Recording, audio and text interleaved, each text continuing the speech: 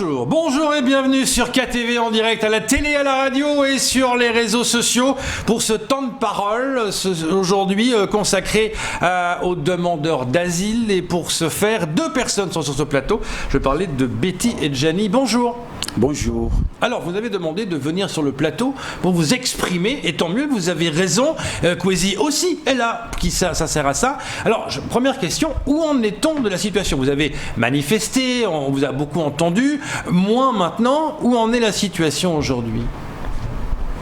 Exactement, donc nous sommes venus ici parce que depuis la manifestation, il n'y a pas de réponse, il n'y a pas de retour. Le préfet nous a laissé là, sous la pluie, sous le soleil, avec les mamans, le bébé, beaucoup de gens qui sont malades, des personnes malades, on continue à vivre dehors, sous la pluie, sous les intempéries. C'est pour cela que nous sommes venus à la télé pour nous expliquer tout ce qui se passe là-bas. Alors qu'est-ce qui se passe justement ? Expliquez. Donc, nous avons beaucoup de choses qui se passent, comme il y a des agressions, il y a des attaques avec des gens qui sont un peu, je peux dire des délinquants qui sont là-bas dans les entourages. Vous connaissez très bien qu'est-ce qui se passe à Cavani. Il y a des mamans qui viennent d'être agressées, qui viennent d'être tentées même violées. Et nous avons des frères qui ont eu des coups et blessures volontaires. Je peux vous montrer dans les images, vous allez voir. Alors moi j'aimerais, Gianni et Betty, comprendre vraiment la situation. Quand vous arrivez à Mayotte, vous faites une demande comme tout demandeur d'asile. Cette fois-ci, on a vu plusieurs dossiers en tout cas qui ont été accélérés. Et puis est venue la crise sanitaire, notamment avec ce virus. On a vu que les services étrangers étaient fermés. Aujourd'hui, qu'est-ce qu'on vous a répondu concrètement ? Est-ce qu'on a étudié vos dossiers ou on ne peut pas les étudier ? Quelle est la réponse concrète de la préfecture ? Est-ce que déposer vos dossiers, on va les étudier après ou comment ça se passe ? Bon, jusque-là, je peux dire non. Ils n'ont pas encore étudié nos dossiers parce qu'il y a des gens parmi nous qui ont fait 2 ans, 3 ans. Ils attendent des convocations sans suite. Parmi eux, il y a des gens qui ont fait 4 ou 5 ans à Mayotte sans carte de séjour et tout. Et parmi eux, il y a des gens qui attendent des convocations et des résultats, donc sans suite jusqu'à présent. Donc pour moi, je vois comme si l'OFPRA c'est une manque de considération dans notre histoire. Et quand on vient ici, c'est pour aller à métropole. Et nous, on veut dire non, ce n'est pas ça. Nous sommes persécutés chez nous et c'est pour cela que nous sommes ici. Chez nous, c'est où exactement ? Chez nous, nous sommes dans des pays différents. Donc, oui, comme moi, c'est Congo. De quel pays ? Congo, voilà. Et donc, vous ? Moi aussi, je suis congolais. D'accord. Donc il y a des Burundais parmi nous, il y a des Rwandais parmi nous. Donc si on se retrouve ici à Mayotte... Donc quelque part, cette rumeur qui a circulé jusqu'à la préfecture en disant que en fait vous êtes juste venu prendre des papiers pour aller en métropole. Donc c'est pour ça qu'ils retardent l'étude des dossiers. Ouais, c'est-à-dire qu'ils considèrent que vous n'avez pas... vous êtes venu là, c'est pas parce que vous êtes persécuté chez vous, mais c'est juste pour avoir des papiers pour aller à métropole. Voilà, c'est vraiment ça, parce que c'est ce que tout le monde dit ici, là. Donc dès que tout le monde trouve les papiers, il va à la métropole. Moi, je dis non. Nous tous, on dit non.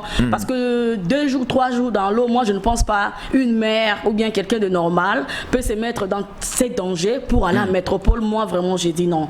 Vraiment, alors, je suis contre. Ça veut dire que si c'est pas pour aller en métropole, c'est pour rester à Mayotte, pour vivre à Mayotte, pour travailler à Mayotte, pour faire partie de l'économie de Mayotte ? Je ne crois pas qu'on peut venir chercher la vie ici à Mayotte. Plutôt, nous sauvons notre vie en fuyant des agressions, des menaces qui nous ont été faites là-bas chez nous, dans nos pays d'origine. Donc c'est pour sauver notre vie et c'est là que nous venons chercher la paix ici, dans les refuges. Ici à Mayotte, mais on n'est pas venu ici pour chercher la vie. Là où nous étions, on était donc je ne crois pas que chez moi je pourrais vendre des chirungus. Je ne crois pas que chez moi je pouvais avoir les travaux de manutention. Je ne crois pas que chez moi, donc j'avais déjà tout. D'ailleurs, moi, chez moi, j'avais une voiture que je ne pouvais pas laisser facilement pour venir chercher la vie ici à Mayotte. Je ne pouvais pas. Donc mais là, c'est en parce fait, que j'ai avez... été persécuté, j'ai été menacé à mort. C'est là où j'ai pris fuite. Je ne savais même pas que Mayotte existait. Je l'ai trouvé ici quand je suis arrivé en face. Donc, je crois à Comores ou en Joanne, comme ça. C'est là où on m'a montré, non, si tu as besoin de chercher l'asile, c'est là-bas en face. Donc vous arrivez à Mayotte, vous demandez l'asile avec plein d'espoir, j'imagine, parce que vous quittez, vous soyez votre vie, vraiment, c'est une question de vie ou de mort, là, c'est clair. Vous arrivez, il se passe ce qui se passe, tout est ralenti. Quel est votre sentiment aujourd'hui? Bon, on a vraiment un sentiment très mélancolique, quoi. Donc, tu vois, c'est comme si tu faisais la course. Tu penses que là-bas, que tu vas te reposer. Donc, tu arrives là-bas, on te dit non. C'est là-bas on cherche même à te tuer. Donc, tu vois, deux fois, c'est un regret. Deux fois, on n'a pas de choix. Donc, comme dit mon frère Malik, il dit qu'on existe. On ne vit pas. On existe parce que Dieu veut qu'on existe, mais on ne vit pas. Donc, c'est un peu ça. On n'a pas de sentiments. Bon, nous sommes là, on vit parce que Dieu veut qu'on soit là. Donc, voilà ça. Et comment vous faites pour subvenir à vos besoins? Parce qu'il faut quand même manger, il faut quand même avoir un peu d'argent. Comment ça se passe dans cette période-là où c'est compliqué? Voilà. Là, vraiment, c'est très compliqué parce que c'est qu'on dit la différence là de demandeurs d'asile de métropole et de Mayotte. C'est ça qu'on avait demandé le jour à la préfecture, qui nous disent quelle est cette différence de demander d'asile de métropole et de Mayotte. Je vois nos frères, nos sœurs là-bas à métropole, ils ont quand même quelque chose pour mettre dans la bouche, quoi. Mais nous, les aides ne sont pas pareilles. En métropole, il y a de l'argent qu'il n'y a pas à Mayotte. Il n'y a pas à manger, voilà. Ouais. Donc ici, là, on souffre vraiment. Donc, mais parce qu'on n'a pas le choix. On veut la vie, c'est pour ça que nous sommes ici. Alors, aujourd'hui, on le sait très bien que pour l'instant, ces dossiers ne sont pas étudiés. Pour l'instant, beaucoup d'entre vous ne travaillent pas ou ne peuvent pas travailler, ils ne sont pas autorisés à travailler, donc vous l'avez dit vous-même, donc obligés de vendre un peu des oignons, un peu droite à gauche, ou ce qu'on peut, mais est-ce que là, quelque part, la préfecture vous dit, bon, ok, on va étudier, même si c'est pas encore fait, mais il y a quand même quelque chose qui vous autorise à circuler, quelque chose qui vous autorise à avoir des aides, notamment aujourd'hui, beaucoup vont à Solidarité Mayotte. Qu'est-ce que la préfecture vous a dit? On vous a dit, non, donnez-nous vos dossiers, allez vous démerder en attendant le temps qu'on étudie les dossiers. Non, donc, dès qu'on arrive, on a droit à l'attestation des demandeurs d'asile, mais ça nous aide toujours à circuler, mais c'est pas pour avoir des aides, non, c'est toujours pour circuler, mais dès que ça expire aussi, tu as des problèmes avec la police et tout, mais c'est pas pour avoir les aides, non.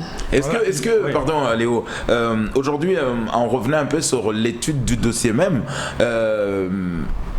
comment la préfecture arrive à savoir que vous êtes persécuté? C'est-à-dire que si le fait juste de savoir que votre pays d'origine est en guerre, vous êtes persécuté, ça il le sait. C'est-à-dire qu'il n'est pas obligé de remonter administrativement jusqu'à Congo par exemple.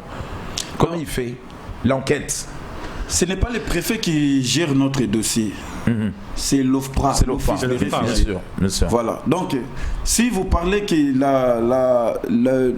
tout ce que nous vivons dans notre pays d'origine, c'est l'OFPRA qui fait ses recherches. D'accord. C'est l'OFPRA qui nous juge les jours des entretiens. Mais selon les statistiques, plus de la moitié sont refusés par avoir l'OFPRA. La moitié. Sur 100, sur 100 personnes, sur 100, c'est 80 qui sont rejetés. Le dossier des 80. D'après eux, c'est 50%. D'après les statistiques, c'est 50% qui sont rejetés. Non, c'est au moins 80% qui sont rejetés. Non. Vous allez voir que les gens peuvent faire leur entretien, plus ou moins 100 personnes, mais il y a 20 personnes ou bien 30 personnes qui sont satisfaites des résultats. Et les 70 personnes sont rejetées. Ils peuvent aller encore au tribunal, à la CNDA qu'on appelle, au tribunal, pour s'expliquer devant les juges. Il prend encore d'autres rejets. Et il retourne encore dans le réexamen, il prend encore d'autres rejets. Il est là dans les pays, dans les territoires de Mayotte, 4 ans, 5 ans, dans la même procédure de demande d'asile. Ce n'est pas normal. Alors que la loi nous dit que la période de demande d'asile, c'est 6 mois. Alors, Gianni, aujourd'hui, Léonard le disait à l'instant, on n'a pas les mêmes aides. Vous avez quand même réussi, avec tous les dangers qu'il y a, à traverser l'Afrique, à traverser les Comores et la mer pour arriver là. C'est vrai qu'on n'a pas les mêmes aides que la métropole aujourd'hui. Mais en attendant, aujourd'hui, si vous avez comment dire, une réponse favorable de la préfecture. Le mieux pour être tranquille, être dans un pays de droit, être protégé, est-ce que c'est de rester à Mayotte ou de partir en France, là où il y a un peu plus d'aide qu'à Mayotte par exemple? Bon, si déjà, comme vous venez de dire que si on trouve déjà le séjour, je ne vois pas que j'aurais plus besoin d'aide. Ah, donc c'est ça, je vais travailler, je vais gagner ma vie, donc c'est ça. Donc c'est à moi de dire que si je vais partir à métropole, si je vais rester. Mais je vois que si j'ai déjà ma carte de séjour, je vais travailler, j'aurais plus besoin d'aide. Ça va vous permettre de travailler. Voilà. Donc, oui. Exactement ce que madame veut dire, que tout ce que la préfecture peut nous donner, ce sont des papiers pour nous faciliter le travail et être contribuable à Mayotte. Parce que notre travaux que nous allons faire, ça va contribuer aussi à l'économie de Mayotte. Ici, c'est un terre d'asile que nous avons entendu. Mayotte, c'est un terre d'asile. Donc, nous allons faire notre procédure. Nous prenons les papiers. Si nous voulons rester comme étant réfugiés à Mayotte, on peut rester. Mais si ça ne tient pas qu'on reste ici, on peut aller chercher notre refuge dans d'autres pays. Mais vous avez été reçu fin juillet par la préfecture, il y a eu des solutions transitoires qui ont été trouvées. Comment ça se passe aujourd'hui? On parle de 30 € qui vont être attribués, il y a des choses qui se passent d'autre part. Qu'est-ce que vous avez pu obtenir de la part de la préfecture lors de cette réunion au mois de juillet? Les préfets nous ont simplement répondu pour la scolarisation des enfants.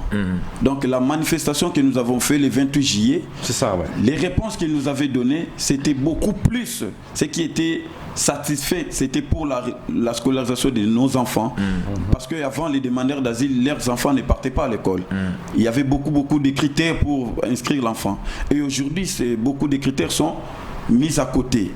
Donc, pour les hébergements, pour les aides sociales, pour la sécurité de notre vie, pour beaucoup de choses, ils n'ont pas encore répondu. Car les préfets nous ont répondu que Mayotte n'est pas un département comme tous les départements. Il y a un budget spécifique. Donc, c'est pour nous que nous sommes maintenant étalés dans les difficultés. Il parlait de 30 € par semaine pour chacun d'entre vous. Non. À l'époque, c'était ce qui ressortait de la discussion. C'était la solidarité Mayotte qui nous donnait 30 € par mois. C'était pas par semaine. Pendant 6 mois. Pendant 6 mois, donc il y avait un délai limité.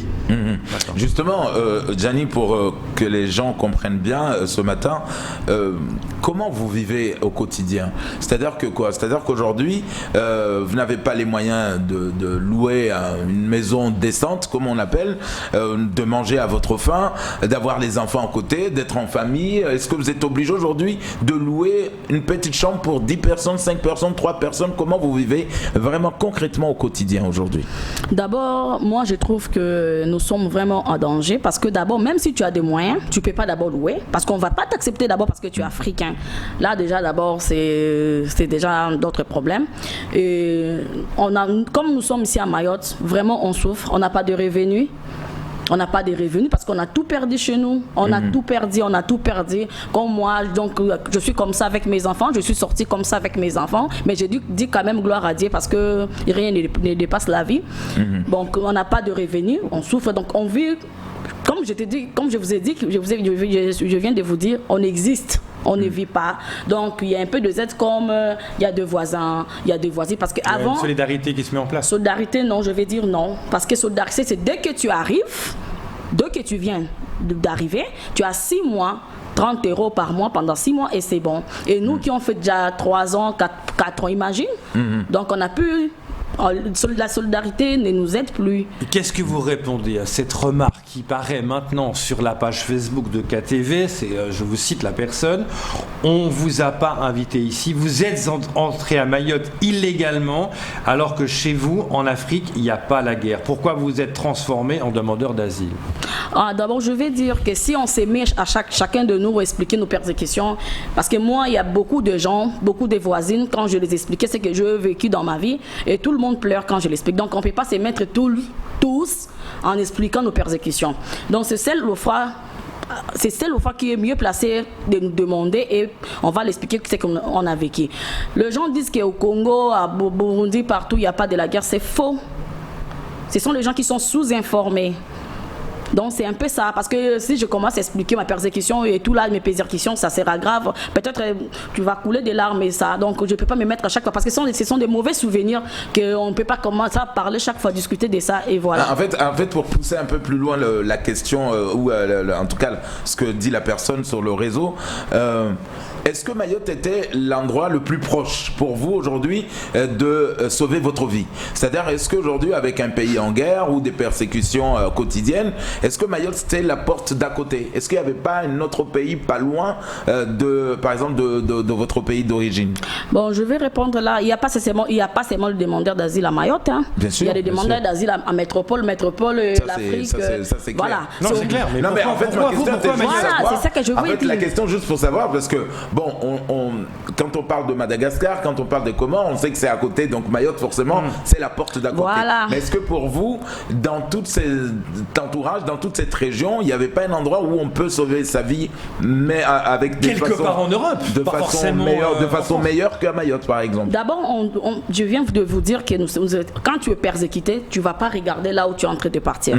Comme mon frère vient de vous dire que et ne connaissait même pas Mayotte. Oui. Donc quand tu fouilles la guerre, ou bien tu n'as pas besoin de regarder que non, il y a un pays. Tu fouilles d'abord de là où, pas ici, non, va à côté, sûr, donc tu n'as pas de choix. Donc plupart de nous, parmi nous, il y a beaucoup de gens qui ne connaissaient même pas Mayotte.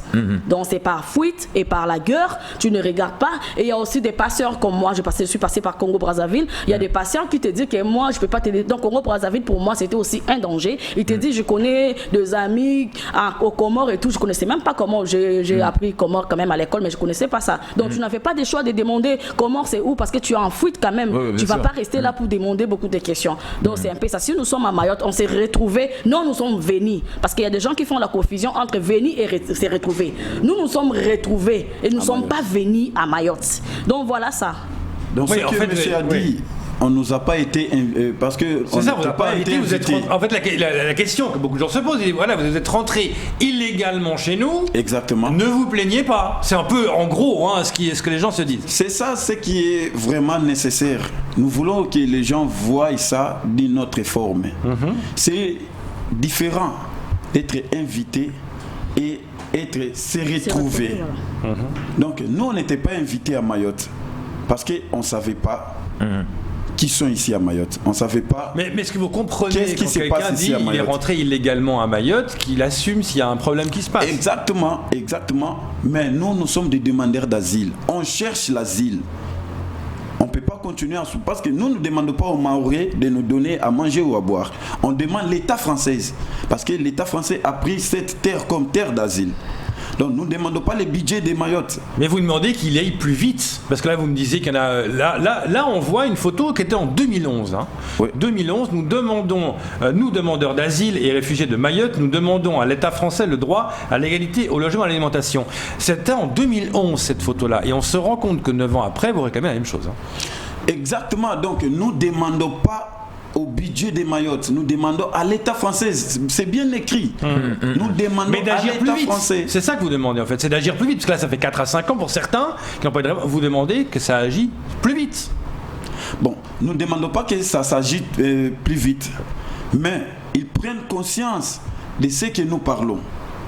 Peut-être ils peuvent nous donner le travail en nous donnant des papiers.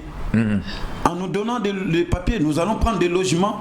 Nous seuls, nous allons travailler par rapport aux papiers. Nous allons prendre des alimentations nous-mêmes si on a des papiers. Donc nous parlons à l'État français de parler aussi à l'OFPRA, l'Office des réfugiés, qu'ils prennent en considération tout ce que nous expliquons dans les jours de notre entretien. Aujourd'hui, vous êtes combien dans ce collectif? Aujourd'hui, quand vous comptez tous ceux qu'on a rejetés, les demandes aujourd'hui, vous retrouvez à quel nombre aujourd'hui? Bon, on ne sait pas vraiment beaucoup de choses pour le rejetant. Non, mais on parle de quoi? Pas spécialement les chiffres de la préfecture, mais ceux avec qui vous voyez souvent en réunion. Parce qu'on parle de 3000 personnes selon le... Oui, 3000 personnes, mais parmi nous, il y a des gens qui ont fait 4 ans, 5 ans. Je pense que dans la photo que vous avez mis là, peut-être ils sont là, je pense. Ils sont là. Ils peuvent être au nombre de 40 à 50, et sans compter la CNDA. C'est en CNDA, c'est vraiment eux qui retardent les gens, parce que si même les gens passent 100, ils vont rejeter tous les 100, ils prennent même 2, 1, donc c'est à cause de eux, de CNDA. Les gens peuvent être au moins au moins 1000 quelques là, c'est CNDA. Vraiment, de 1500, 2000, c'est CNDA.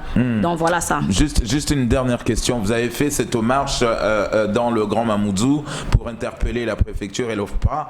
Ça n'a pas bougé, vous nous l'avez dit. Qu'est-ce que vous allez faire comme action là? Est-ce que vous allez continuer à faire de la marche ou aller devant la préfecture? C'est quoi la prochaine étape? Merci beaucoup pour cette question. Nous ne voulons pas continuer à manifester à tout moment dans ces territoires parce que nous sommes des étrangers ici. Ce que nous voulons, que le préfet ou la préfecture prenne en considération ce que nous parlons. Donc nous revendiquons nos droits. Et la préfecture frappe des portes des autres hautes autorités de la France qui prennent des aides pour nous donner. Pour l'instant, on dort dehors sous la pluie. Ce que nous avons demandé au préfet, prenez-nous en charge, cherchez même quelques endroits, parce qu'il y a le département, le conseil départemental, il y a des terrains des particuliers, ils peuvent négocier des espaces qui peuvent nous créer des établissements d'urgence, qu'on peut dormir, parce qu'il y a des mamans qui sont dehors, des bébés qui sont dehors, les enfants qui dorment dehors sous la pluie, sous les intempéries. C'est ce que nous cherchons. Donc on n'a pas besoin de continuer à manifester à tout moment. On cherche l'audience avec le préfet. Ce que nous parlons aujourd'hui, c'est parce que nous avons demandé d'audience à plusieurs reprises à la préfecture et ils ne nous reçoivent pas jusqu'à présent, depuis le 22. Ils vous ont reçu fin juillet, mais vous aimeriez les revoir assez rapidement, vu que rien ne bouge. On a compris. Merci beaucoup d'être venu ce matin pour parler. C'est tout pour ce temps de parole.